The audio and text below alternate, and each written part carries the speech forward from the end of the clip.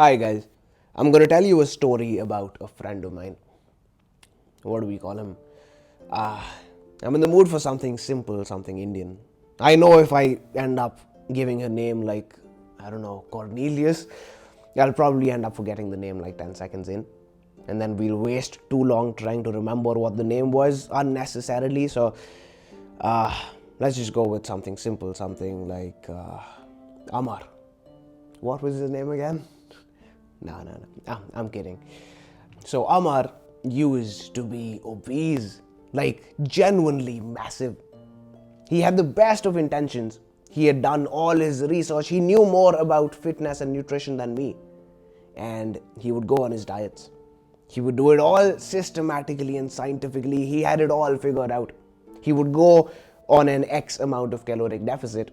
He would lose Y amount of kgs every 2 weeks, and he would stay on his diet for Z amount of months. There was just this one problem, like literally one, like singular problem: pizza. He could not, for the life of him, keep himself away from pizza. He literally, physically could not go 2 days without pizza. So every time he would go on a diet, promise himself that he won't have pizza, and surely 2 days in, three max, he would be sitting there after having destroyed an entire pizza, and he would just curse himself. And he was getting bigger and bigger over time, so it really had started to become a problem. And then one night, it all changed. We were drinking that night. No occasion, just a regular Tuesday evening. And a little background, we had this rule that no matter what, we would never, no matter how much booze we had, we would never leave any for the next morning. We would always finish it all in that same night. And it just so happens that we had way too much booze on our hands that night. To be honest, my bad for both. I was the one who came up with that rule in the first place, and I was the one who miscalculated how much booze we would need that night. So, yeah, sorry, Amar. Actually, no, wait, this story has a happy ending, so you're welcome, Amar. As I was saying, we had a little too much booze on our hands that night, and by the time the pizzas arrived, we were a little too drunk, to say the least. Finally, the pizzas come, and we all eat. Amar eats as much as two of us, as he always did, but there was still a couple of slices left at the end of it. Of course, Amar takes up responsibility to not waste any food, and he had already had a little too much to drink, and then he stuffs his face with all of that pizza. I don't think I need to tell you what happens next. It all comes out. I swear to God, the sound of him puking that night in the bathroom at the other end of the house still haunts me to this day. I can't imagine the trauma that it caused him. Must have been bad enough because it made him give up the one thing he loved the most in the world. It's been over 3-4 years now, and he still hasn't had another slice, another bite of pizza.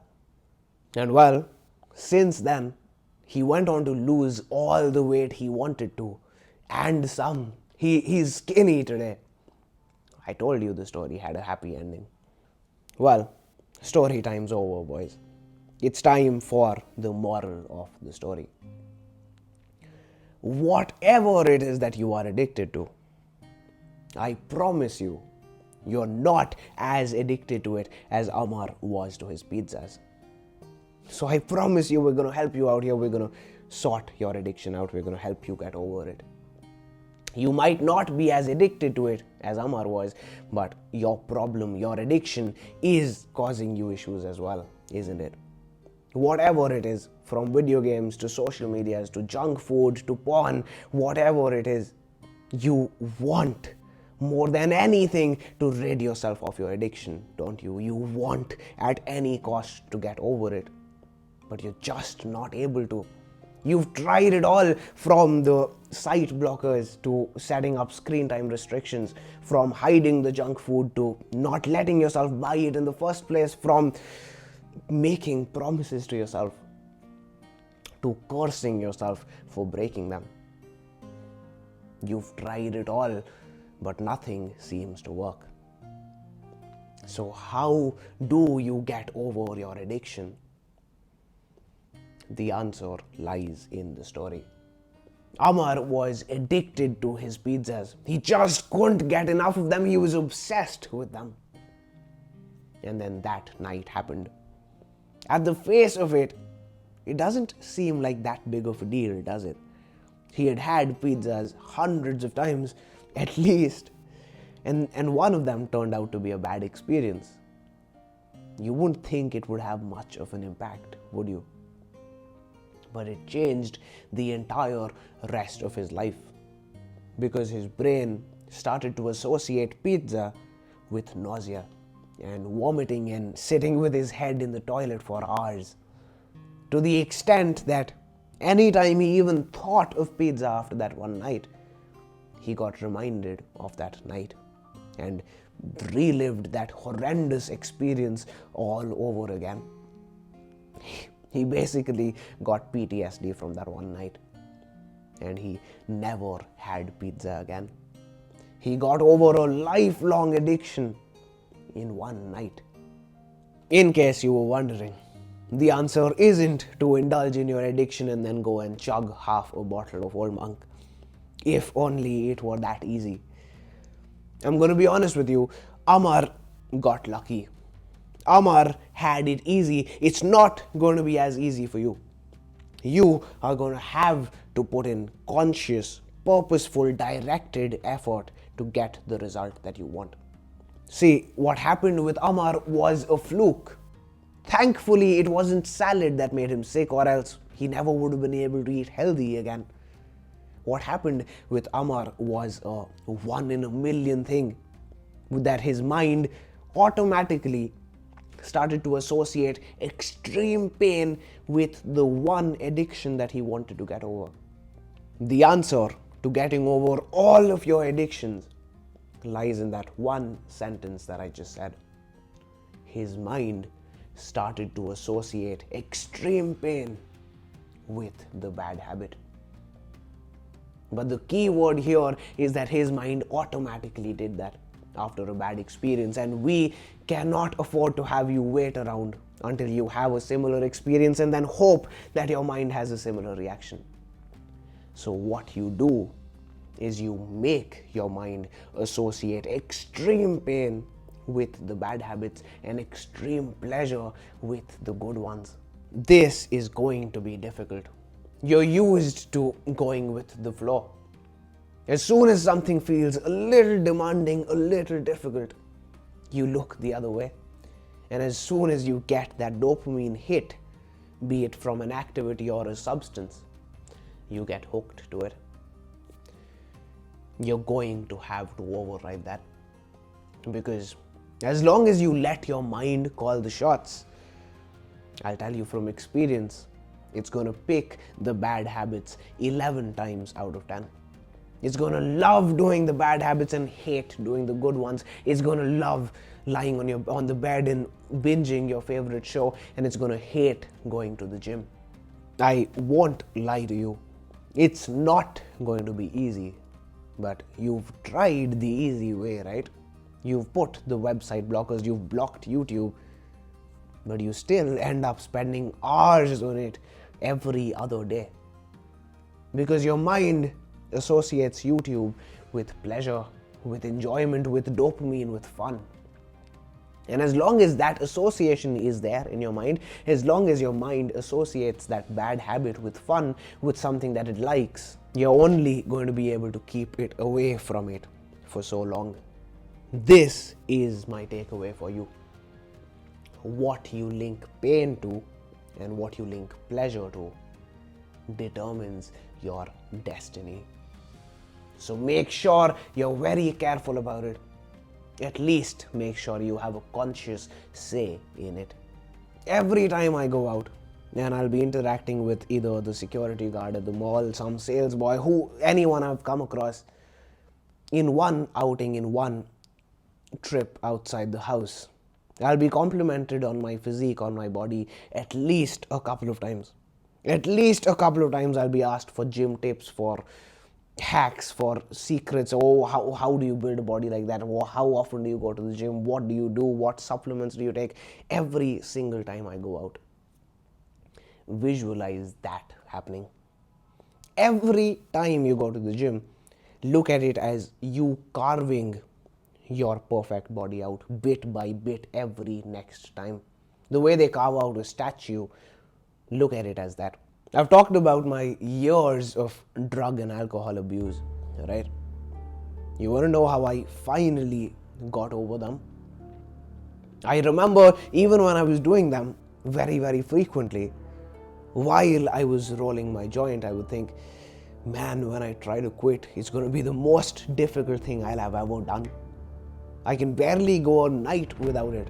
How will I ever quit for good? I'll be honest with you. I swear to God, I don't even remember exactly when I got over this habit. It literally just fell off. You want to know how? I set a routine for myself. I would wake up, freshen up within half an hour, get started with my first bout of deep work for the day, which was back then preparing for the GMAT. I would then, once I got tired, I would go to the gym, come back, freshen up, get started with my second bout, and so on. Over time, I started to make amazing progress, but I still was frequently getting high at nights. What I noticed was that every time I got high, every night that I got high, the following day would be absolutely miserable. My quality of sleep would be bad. I would wake up a little late. I would miss most of my first bout of deep work. I would be tired in the gym. I would have a substandard workout. Basically, I would fuck my entire routine up. That's honestly the last thing I remember feeling. I just remember feeling that this thing that I'm doing every few nights completely fucks my following day up. And so I, over time, subconsciously, without even consciously trying to, I started to associate extreme pain, like the biggest pain possible, right? My one goal in life at that time, my one purpose was to excel at the GMAT. And I could clearly, day after day, see that every time I indulged in this one thing, I was pushing myself farther and farther away from this goal of getting a good GMAT score.